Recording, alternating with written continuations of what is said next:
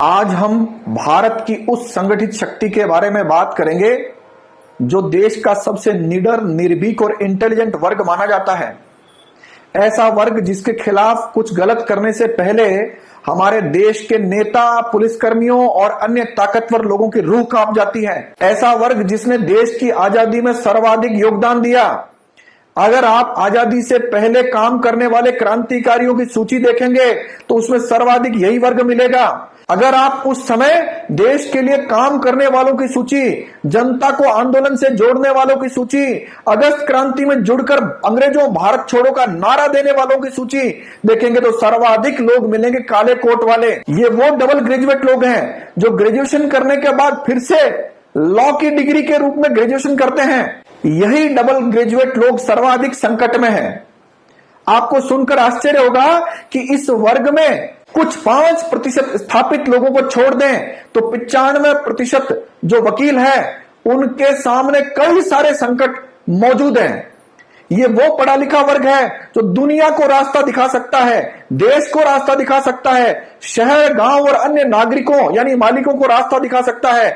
आज वह वर्ग संकट में है। यानी कुल वकीलों में से 95% लोग जो युवा हैं, जो जूनियर हैं, जो किसी न किसी रूप में अभी स्थापित होने के लिए संघर्ष कर रहे हैं, उनके सामने अनगिनत संकट हैं। जो लोग मुझे देख रहे हैं उनको यह जानकर और भी ज्यादा आश्चर्य होगा कि वकीलों की संस्था यानी बार काउंसिल ऑफ राजस्थान और बार काउंसिल ऑफ इंडिया, इन दोनों संस्थाओं में क्या बजट आता है, क्या बजट जाता है, इसकी कोई जानकारी इन वकीलों को नहीं होती है। इस 5% वर्ग ने इस 95% पढ़े लिखे वर्ग पर इस हद तक कब्जा कर लिया है कि यह लोग अपने अधिकारों की, हक की मांग ही करना नहीं चाहते हैं। अगर मैं राजस्थान की बात करूं तो राजस्थान में वकीलों की वह संस्था जहां पर वकील रजिस्टर्ड होता है उसका नाम है बार काउंसिल ऑफ राजस्थान।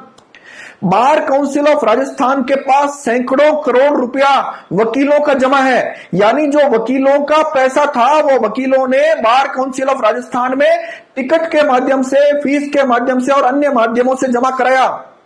लेकिन बार काउंसिल ऑफ राजस्थान या बार काउंसिल ऑफ इंडिया, जिनको कानून के मुताबिक ये पूरे पैसे का हिसाब किताब अपनी वेबसाइट पर डालना बाध्यकारी था, उन्होंने नहीं डाला। और ये जो 95% वर्ग है ये 5% वर्ग द्वारा संचालित होता है। अब सवाल आपके सामने है कि 95% वर्ग जो आज संकट में है उनको यह हिसाब नहीं बताया जा रहा है कि बार काउंसिल ऑफ राजस्थान या बार काउंसिल ऑफ इंडिया के पास क्या बजट है।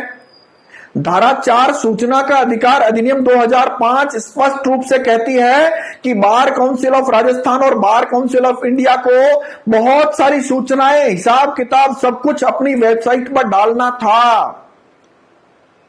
15 साल बाद भी इन्होंने यह हिसाब किताब अपने वेबसाइट पर नहीं डाला। जनता को सुनकर आश्चर्य होगा कि कानून की पालना नहीं करने वाले बार काउंसिल ऑफ राजस्थान और बार काउंसिल ऑफ इंडिया से सवाल करने वाले वकील भी मौजूद में नहीं है। बार काउंसिल ऑफ राजस्थान के जो चुने हुए सदस्य हैं वह उस हिसाब किताब को क्यों नहीं डालना चाहते? या 95% वर्ग यानी वकील यानी डबल ग्रेजुएट काले कोट वाले लोग पूछना ही नहीं चाहते हैं, ना ही पूछ रहे हैं।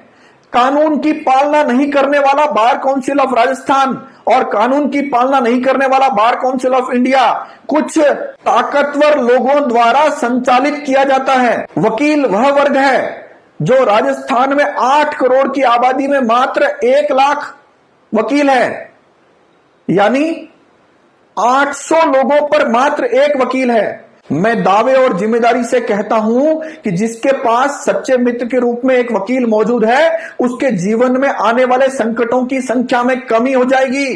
तो बार काउंसिल ऑफ राजस्थान जो वकीलों की संस्था है और देश में बार काउंसिल ऑफ इंडिया जो वकीलों की संस्था है, मान लीजिए डबल ग्रेजुएट लोग यह पूछ नहीं पा रहे हिसाब किताब, यह भी नहीं पूछ पा रहे धारा 4 की पालना बार काउंसिल ऑफ राजस्थान के लोगों ने क्यों नहीं की, तो जनता इन वकीलों की मदद करते हुए, इस पढ़े लिखे वर्ग की मदद करते हुए 10 रुपया मात्र खर्च करके इनसे पूछेगी और वकीलों की इस अगस्त क्रांति में अपना योगदान देगी। यह बात सुनकर जो 95% वकील जिनके जीवन संकट में है उनकी आत्मा जाग उठे तो वह भी 10 रुपया खर्च करके बार काउंसिल ऑफ राजस्थान से पूछे कि आपने धारा 4 की पालना करते हुए हमारा जो सैकड़ों करोड़ रुपया था वो आपने कहां जमा करा रखा है, उससे आपको क्या ब्याज मिलता है, उस पैसे को आप कहां खर्च करते हैं, बार काउंसिल की होने वाली मीटिंगों में क्या किया जाता है, उनके मिनट्स ऑफ मीटिंग हमको दीजिए, जनता को दीजिए। कुल मिलाकर बात यह है कि 95% काले कोट वाला पढ़ा लिखा डबल ग्रेजुएट व्यक्ति क्या जनता पर निर्भर रहेगा?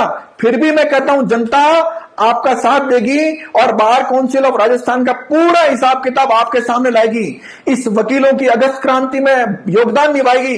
देश आजादी का 75वां वर्ष मनाने की ओर है और वकीलों को अगर यह जरूरत पड़ रही है तो इससे ज्यादा दुर्भाग्यपूर्ण स्थिति हो नहीं सकती। और मेरी बात सुनकर अगर किसी को लग रहा है कि मैं ठीक कह रहा हूं तो सारे वकील और राजस्थान के समस्त जागरूक नागरिक एक बार बार काउंसिल ऑफ राजस्थान और बार काउंसिल ऑफ इंडिया जो कानून के मुताबिक नहीं चल रहे हैं उनको कानून के मुताबिक चलने के लिए बाध्य करेंगे तो दृश्य बदलेगा। कुल मिलाकर यह जो अगस्त क्रांति है, इस अगस्त क्रांति में जो अधूरी आजादी हमको मिली थी उसको पूर्ण आजादी की ओर ले जाना है। इस पूर्ण आजादी की ओर ले जाने में जो सर्वाधिक भूमिका निभा सकता है वो है वकील, जो आपके साथ कंधे से कंधा मिलाकर इस आजादी की दूसरी लड़ाई में योगदान देगा। यह वकील जो आपके जीवन को थोड़ा सरल बनाएगा। यह वकील को आप जब कंफर्ट करेंगे तो निश्चित रूप से यह वकील इस देश के अन्य कामों में अपना योगदान देकर हिंद की जय को सुनिश्चित करेगा। धन्यवाद। जय हिंद, जय भारत।